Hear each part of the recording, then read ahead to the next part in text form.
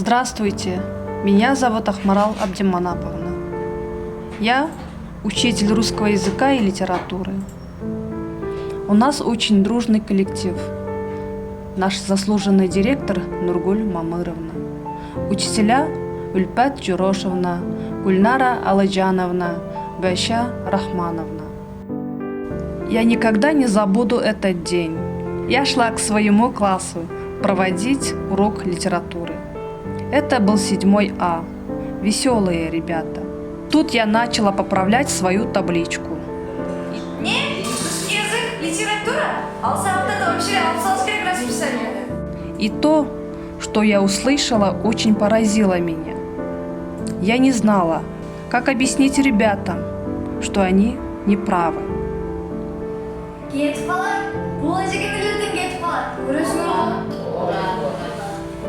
Мне было так стыдно.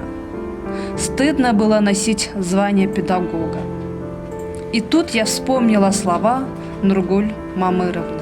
Настоящий педагог никогда не должен сдаваться.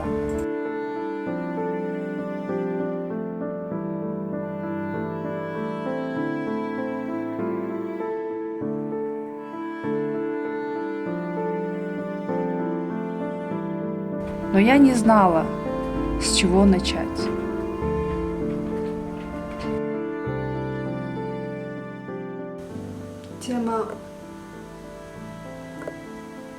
Тема нашего урока. Я вспомнила Есенина. Край ты мой заброшенный, край ты мой пустырь, сенокос некошенный, лес-то монастырь. Избы запеченились, а их всех-то 5. Крыши их запенились, заревую кать. Под соломой ризою выструги стропил, ветер плесень сизую солнцем окропил. В окна бьет без промаха вороны крылом, как метель черемаха машет рукавом. Уж не сказлив прутнике жизнь твоя и быль, что под вечер путнику нашептал ковыль.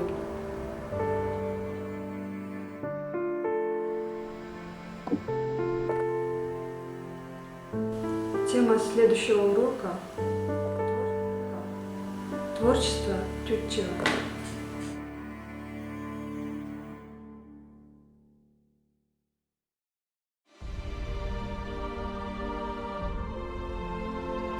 А на следующий день, когда я собиралась зайти в свой класс, я поняла, у меня все получилось. Люблю грозу в начале мая, когда весенний первый гром, как бы развяйся и играя, грохочет в небе голубом. Гремят раскаты молодые, вот дождик брызнул, пыль летит, повисли перлы дождевые, и солнце нити золотит. С горы бежит поток проворный, в лесу не молчит птичий гам, и гам лесной, и шум нагорный, все вторит весело громом.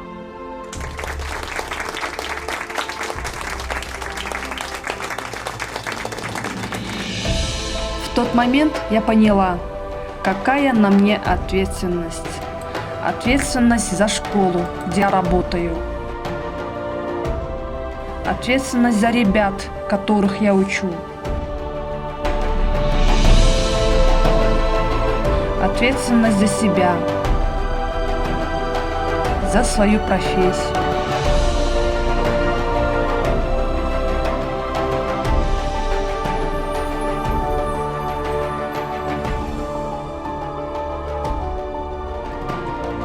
Ведь я педагог, который никогда не сдается.